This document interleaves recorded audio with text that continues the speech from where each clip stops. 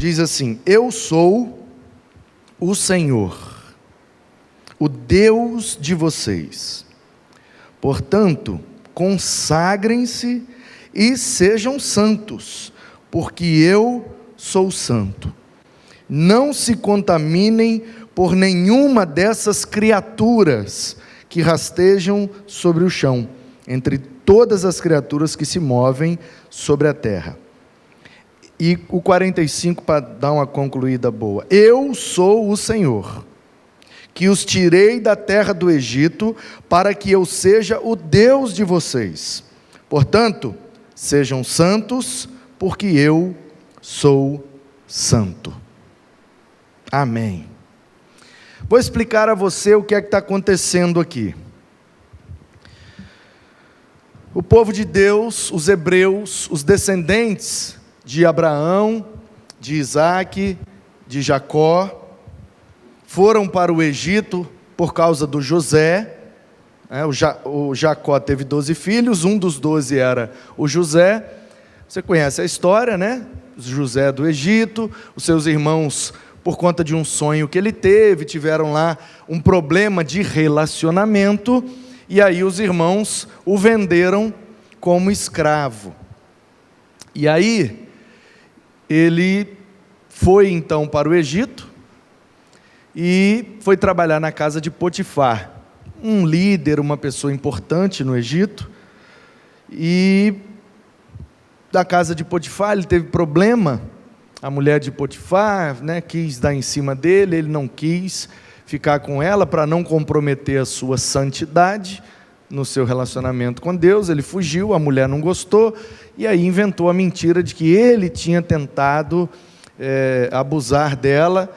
E aí ele foi preso, ficou um tempo na cadeia, e na cadeia ele então revelou ou interpretou o sonho de um rapaz que estava preso lá com ele.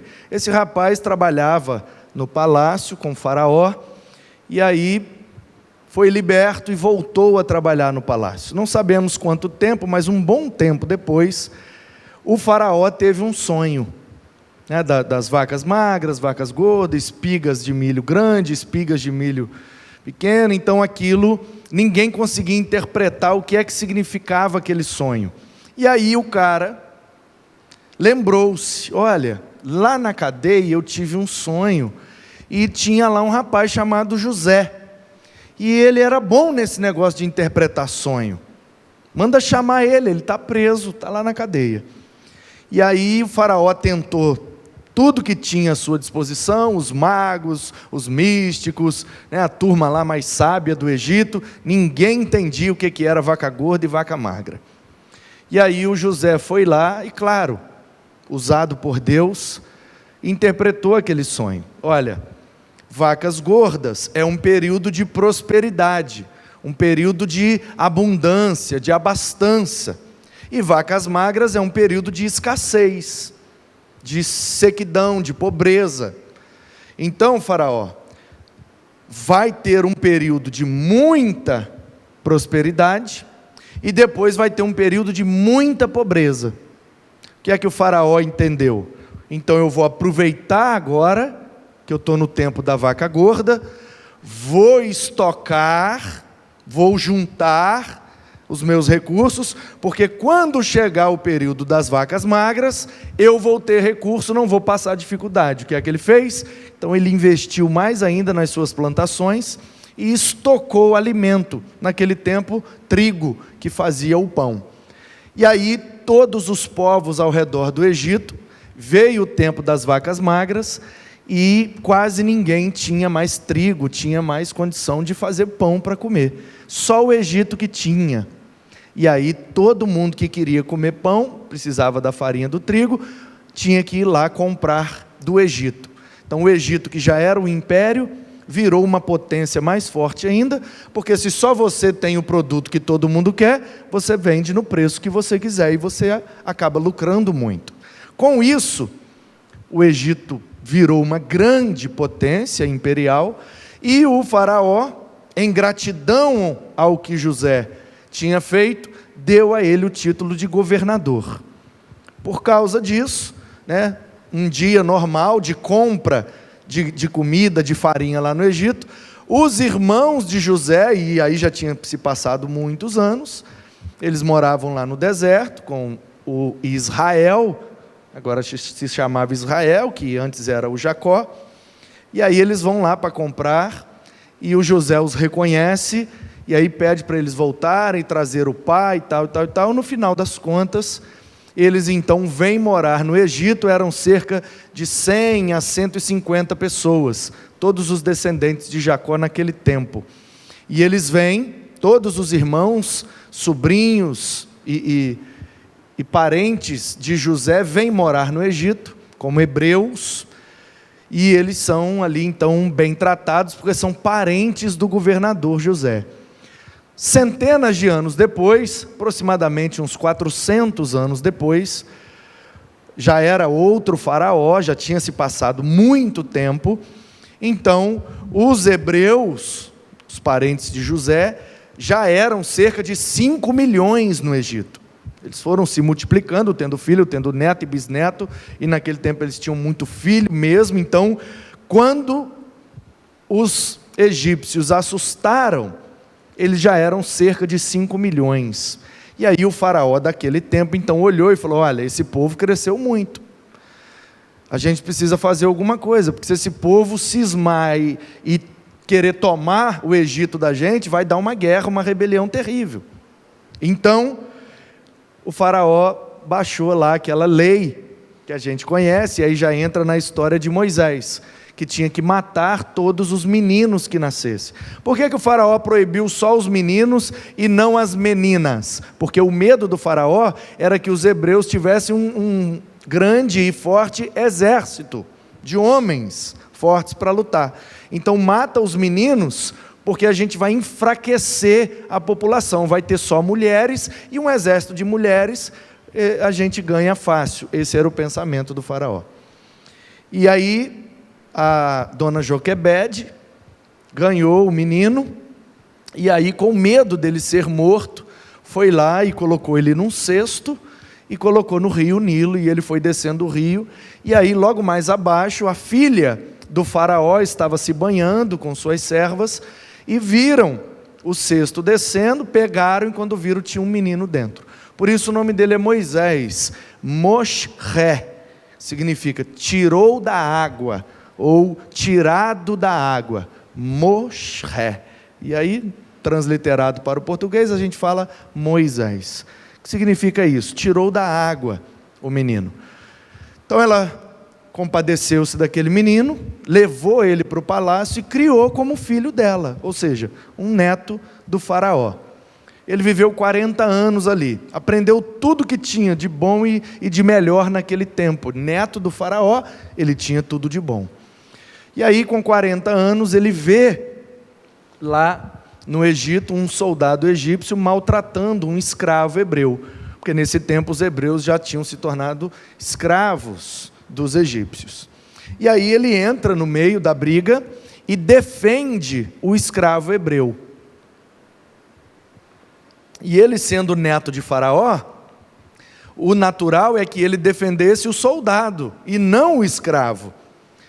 Mas Deus tinha um propósito em tudo isso, e mesmo sem ele saber, ele estava defendendo um parente dele, porque de fato ele era hebreu, ele não era egípcio. Ele foi criado como egípcio, mas ele era filho do seu Amrão, que era da tribo de Levi. Então ele era um legítimo hebreu, israelita, um descendente de Israel.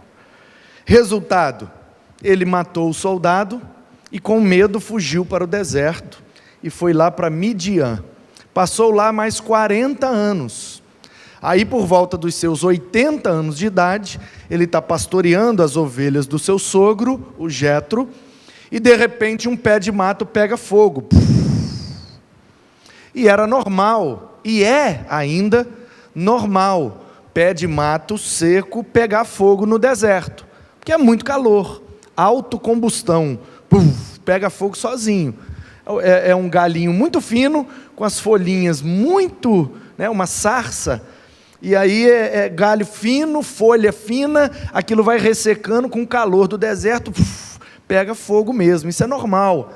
Então ele estava acostumado, vivendo ali 40 anos, ele estava acostumado a ver os matinhos pegando fogo. O problema é que aquela sarça, diz o texto em Êxodo capítulo 3, que ela pegava fogo, ardia, mas não se consumia, ou seja, não apagava o fogo. E aí Moisés anda para lá, anda para cá, e está o fogo lá, anda para lá, anda para cá, está o fogo lá, e ele chegou perto. O que está acontecendo? Que esse fogo não apaga nunca. E aí de dentro daquele fogo, na figura de um anjo, então Deus fala com ele, chama ele pelo nome de Moisés, pede para ele tirar as sandálias dos pés, porque ele estava na presença de Deus. Isso se deve à característica da cultura egípcia, em que o Moisés pertenceu durante 40 anos. E aí Deus então manda ele voltar para o Egito e libertar o povo. E aí ele já está com 80 anos de idade. E aí ele volta, mesmo com medo, ele tentou se esquivar de tudo quanto foi jeito, tentou fugir, mas não teve jeito, ele voltou, e aí você conhece a história, vieram as 10 pragas, e aí então o faraó liberou, e aí o mar vermelho, e os egípcios vindo, e aí Deus abre o mar, eles atravessam, e aí os egípcios morrem, ok, estão do outro lado. Eles dançam, celebram, comemoram, e a partir do Mar Vermelho eles vão descendo, eles já estão na península do Sinai, que é um monte bem alto que tem nessa península, e aí eles vão para o sul, em direção a esse monte, chamado Sinai, e ali, naquele lugar, eles passam alguns dias, ok? Em torno de 30 a 60 dias, dizem os estudiosos aí. E ali naquele lugar, então, ele recebe os 10 mandamentos, e aí o povo faz o bezerro de ouro, e tem toda aquela confusão.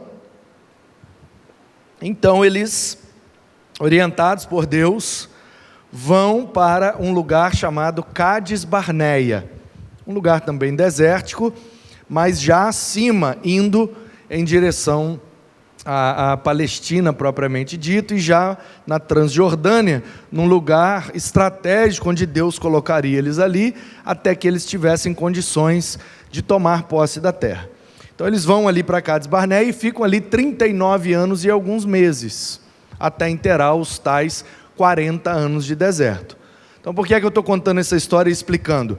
Porque o livro de Levítico foi escrito exatamente ali, em Cádiz Barneia, naquele momento em que o povo estava acampado, no meio estava o tabernáculo, como Deus orientou, ao norte 2 tribos, ao sul 3 tribos maiores, ao oeste 3 tribos e a leste 3 tribos. Eram 11, porque os levitas, a 12ª, cuidavam do tabernáculo, então eles não acampavam-se ao redor. E se você olhar o tabernáculo no meio, 2 para cima, 3 para baixo, 3 para um lado e 3 para o outro, você vê direitinho a figura de uma cruz. Ali Deus já estava apontando para a sua obra redentora no seu Filho, na cruz do Calvário. E aí, eles então passam ali muito tempo, e é ali que Moisés escreve esse livro, recebendo de Deus algumas orientações. Então o que é o livro de Levítico? O livro de Levítico são as leis complementares que Deus deu ao seu povo através de Moisés, para acostumar o povo a viver diferente, para que quando eles tomassem posse da terra, eles não vivessem igual aos outros povos. Então é como se Deus estivesse fazendo assim: olha só, eu vou levar vocês para uma terra, vou dar essa terra para vocês, eu prometi, eu vou cumprir, a terra vai ser de vocês, vocês não serão mais escravos, enquanto me ouvirem e me obedecerem. Mas vocês não podem tomar posse dessa terra de qualquer jeito. Eu preciso dar um treinamento para vocês. Vocês precisam aprender algumas coisas para chegar lá nessa terra e relacionarem-se comigo de um jeito que vai fazer vocês se manterem na terra. Ah, é, Deus, então o que é que a gente precisa aprender? Muita coisa, vai demorar 40 anos para vocês ficarem bem treinados, para poder chegar lá e viver do jeito que eu quero. Nossa Deus, mas vai demorar tanto assim? Vai, porque 40 anos é o tempo que eu preciso para morrer essa primeira geração que saiu do Egito.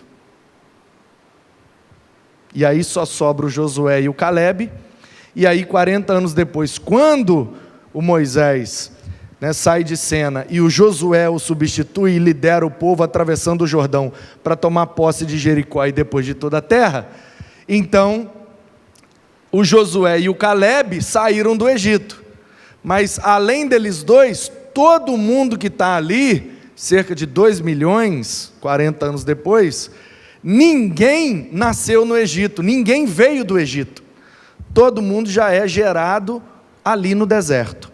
Então já aprenderam a viver do jeito que Deus ensinou.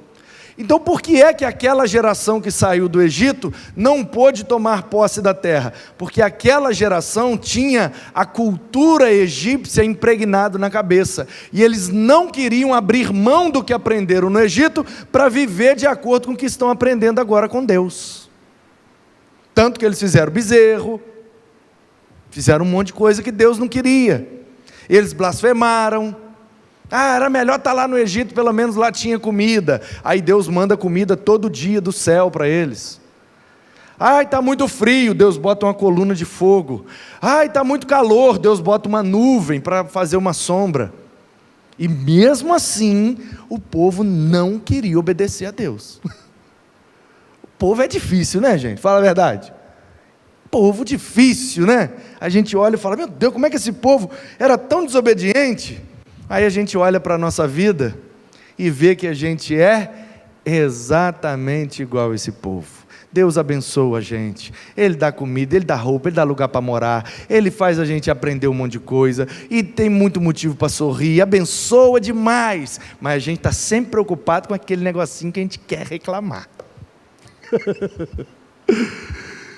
Nós somos assim, então nós precisamos aprender com esse povo a não ser como eles, olhar as bênçãos de Deus ao nosso redor e valorizar tudo que Deus nos dá, e sermos gratos por tudo que Deus nos dá. Ele nos tirou do Egito, nós não saímos do Egito geográfico, ninguém aqui morava no Egito, portanto o Egito para nós aqui hoje, espiritualmente falando, significa o estilo de vida que você tinha antes de se relacionar com Deus.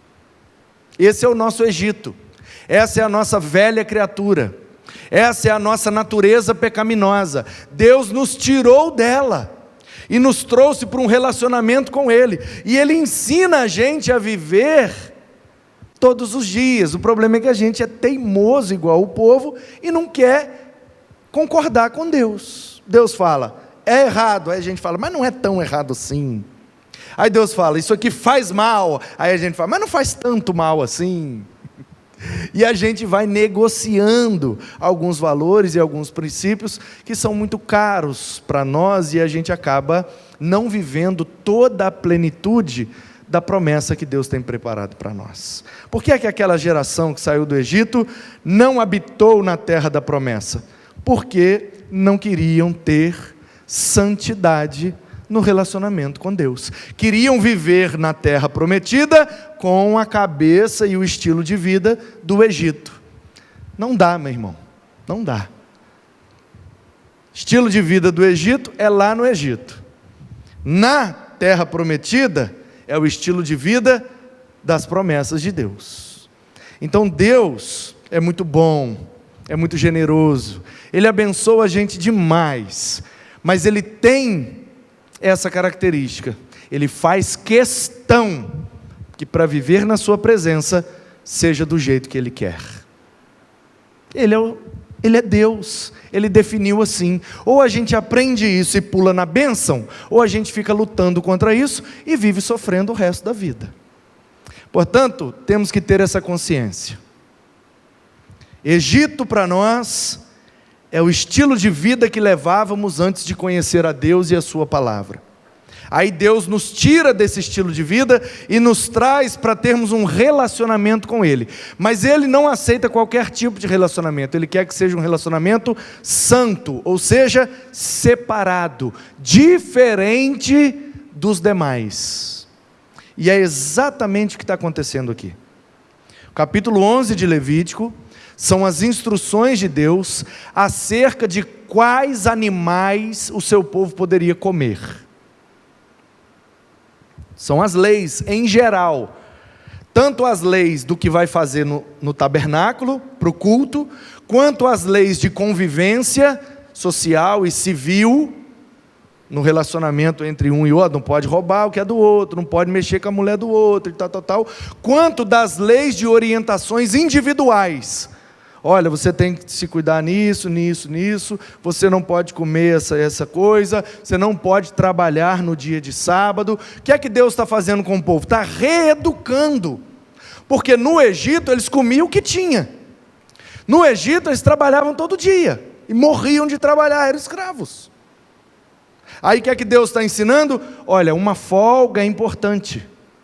Seu corpo não foi criado para trabalhar incessantemente sem parar. Não, você precisa descansar. Quanto mais você descansar, mais você aumenta a longevidade, a sua vida útil. Então, se você trabalhar 30 anos sem parar, sem folga, sem férias, sem dormir direito, sem comer direito, sem ter um estilo de vida saudável, cuidando do seu corpo, você vai chegar daqui a 30 anos, você vai estar todo destruído. Agora, se você tirar as folgas, descansar, tiver um lazer, cuidar do seu corpo, da sua mente, da sua alma, aí daqui a 30 anos, você ainda aguenta trabalhar mais 30 tranquilamente. O que é que Deus está ensinando para o seu povo? Como eles serem mais produtivos e mais prósperos na sua vida. Porque de nada adianta a gente trabalhar e ganhar muito dinheiro, que depois a gente vai gastar tomando remédio até morrer. A gente gasta a saúde para ganhar o dinheiro. Aí depois a gente gasta o dinheiro para recuperar a saúde. Só que aí não dá tempo mais. Então o que é que Deus está fazendo com todas essas leis? O Deus do Antigo Testamento é um carrasco. Olha como ele proibia um monte de coisa, ele não deixa fazer nada. Meu irmão, ele está protegendo o povo. Ele está protegendo. Quando ele diz não trabalhe no sábado, é para o bem do povo. Tira uma folga por semana, vai fazer bem para você. Deus está proibindo de trabalhar no sábado, Ele não quer que eu fique mais rico. Não, Ele está protegendo, porque se você for nesse ritmo que você está, você não dura muito tempo não. Deus está me proibindo de comer tal coisa. Olha como Ele estraga prazer. Todos os povos ao nosso redor comem essa carne. Por que é que Deus está proibindo a gente? Porque no deserto, com calor e sem geladeira, essa carne vai te fazer mal, meu filho.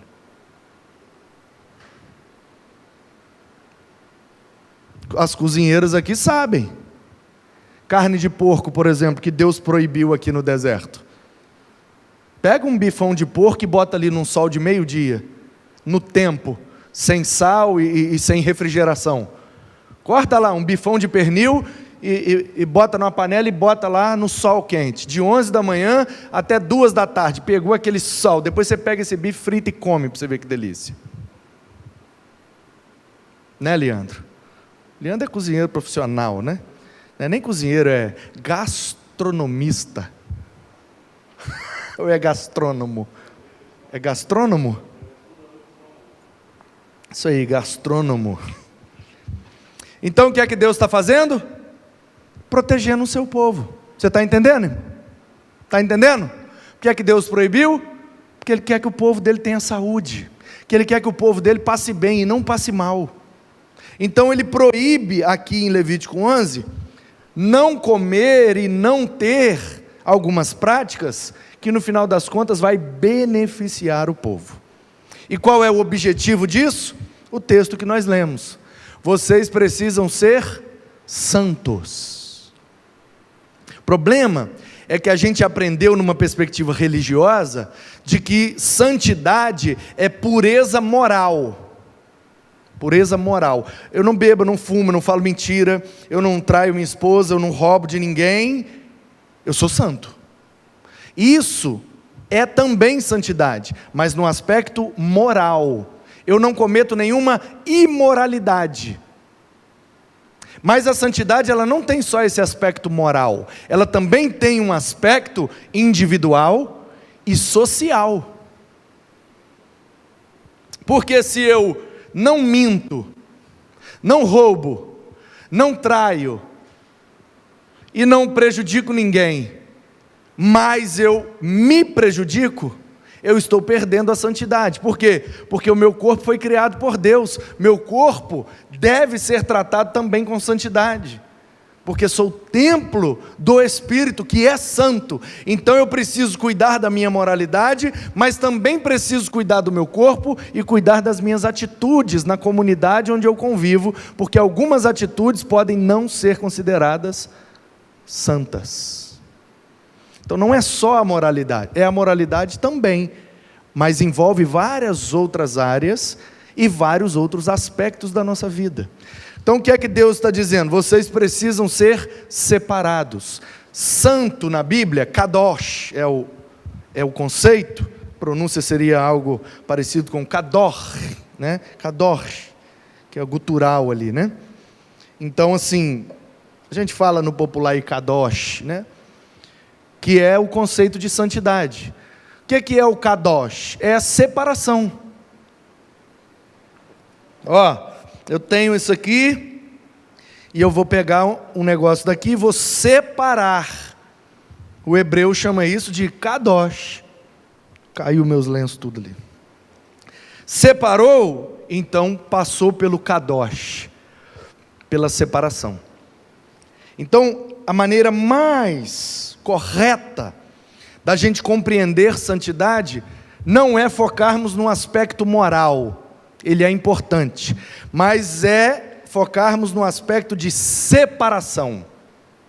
Ser santo é ser separado. Então, quando eu olho para a imoralidade, quando eu olho para as práticas imorais e me separo delas, eu estou tendo santidade moral. Quando eu olho para as práticas sociais, aquelas que são ruins, e me separo delas, então eu estou vivendo em santidade naquele aspecto social. Toda vez que você percebe que algo vai te prejudicar, seja moralmente, seja eticamente, profissionalmente, espiritualmente ou emocionalmente, e até fisicamente. Toda vez que você identifica alguma coisa que te traz um prejuízo, em qualquer área da sua vida, e você se separa daquilo, você está agindo com santidade. Olha, eu gosto muito dessa Bíblia aqui, mas muito, e toda vez que eu pego essa Bíblia, e aperto ela tem aqui uma característica, que ela me fura, ela me machuca, me faz sangrar, mas eu gosto muito dessa Bíblia, mas toda vez que eu pego ela fura minha mão, toda vez que eu abraço ela fura meu peito. Qual é a atitude que eu tenho que ter em relação a essa Bíblia? Me separar dela, ou vou ficar sendo furado o resto da vida? Vou ficar sangrando o resto da vida? Não, mas eu gosto muito, mas eu não consigo largar essa Bíblia. Então, essa é a dinâmica da santidade. Quando a gente identifica que algo, seja qualquer coisa, meu querido, seja o que for, se aquilo está prejudicando sua saúde física, emocional, espiritual, ética ou moral, se está prejudicando, se separa disso, se afasta disso, santifique-se, porque é assim que você vai agradar a Deus, porque Ele é separado. Alguém aqui tem condições agora de ir lá e bater um papo com Deus, lá onde Ele está, no seu trono lá, no universo? Ele está lá no Kairos, na eternidade, e nós estamos aqui no Cronos, na terra. Tem como eu ir lá? Não tem como, então Ele está separado de mim. Por isso que ele é santo. Ele não se mistura. Ele não é influenciado. Ele é santo. Extremamente santo.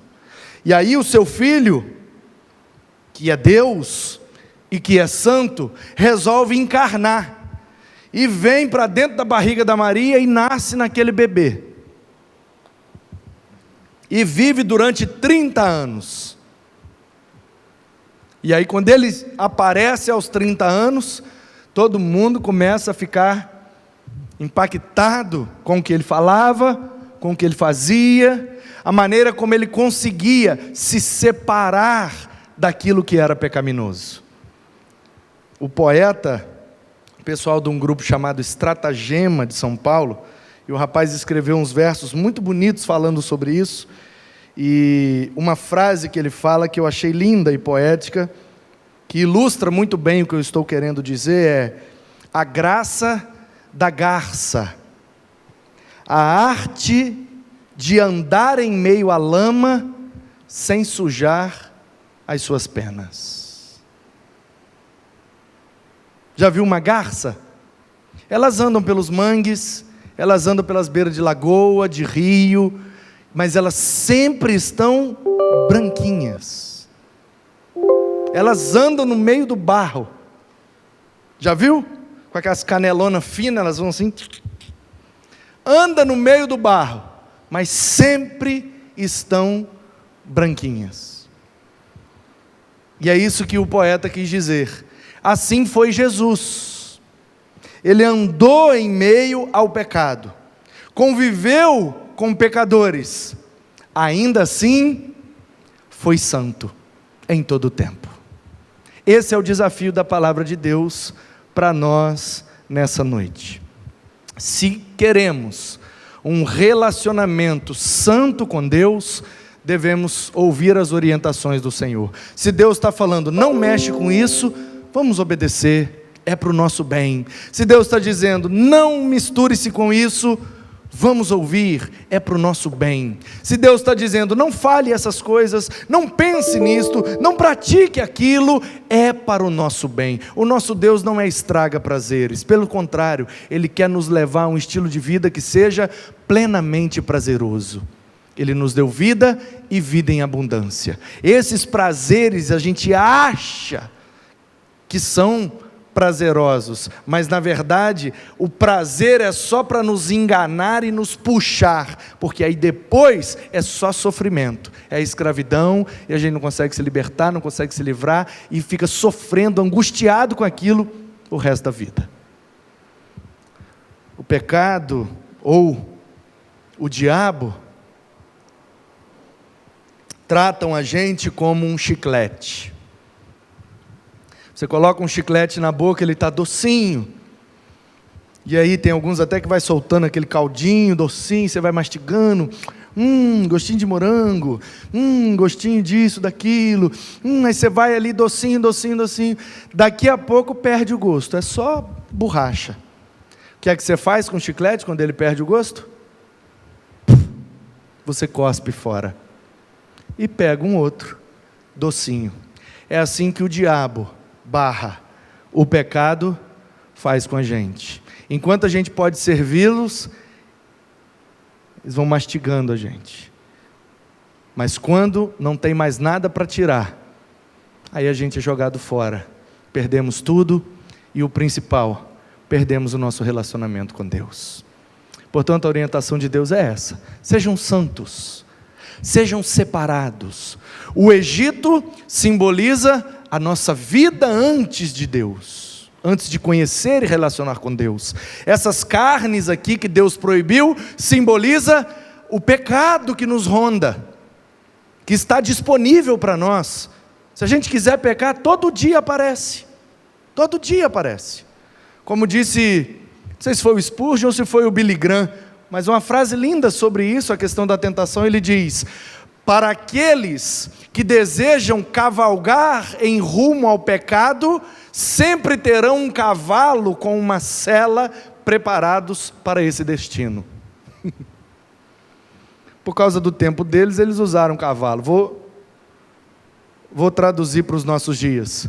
Se você quiser pecar, tem sempre um Uber pago na porta da sua casa, para você entrar e ir em direção ao que é pecaminoso. Para pagar a sua conta, ninguém se oferece. Para te dar uma cesta básica, ninguém se oferece. Para te arrumar um emprego, ninguém se oferece. Mas para pagar uma branquinha lá, tem um monte. Até um determinado ponto. Porque aí depois também é só sofrimento. Então, a gente não pode se iludir. Não podemos querer voltar para o Egito. Ai, mas viver com Deus é tão difícil porque a gente precisa se privar de algumas coisas. Depende do ponto de vista. Depende do ponto de vista. Para uns, a proibição do adultério é ruim. Ah, mas eu não quero parar de trair a minha esposa. Para mim, a proibição do adultério é ótima, porque eu evito um problema que pode destruir meu casamento. Para uns, parar de falar mentira é um problema, porque ele vive baseado na mentira. Para mim, parar de falar mentira é ótimo. Por quê? Porque eu evito passar vergonha.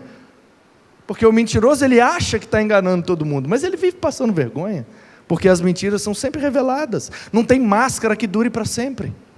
Uma hora cai. Deixa 1 ano, 2 anos, 3 anos, cai. Ninguém sustenta um personagem a vida inteira.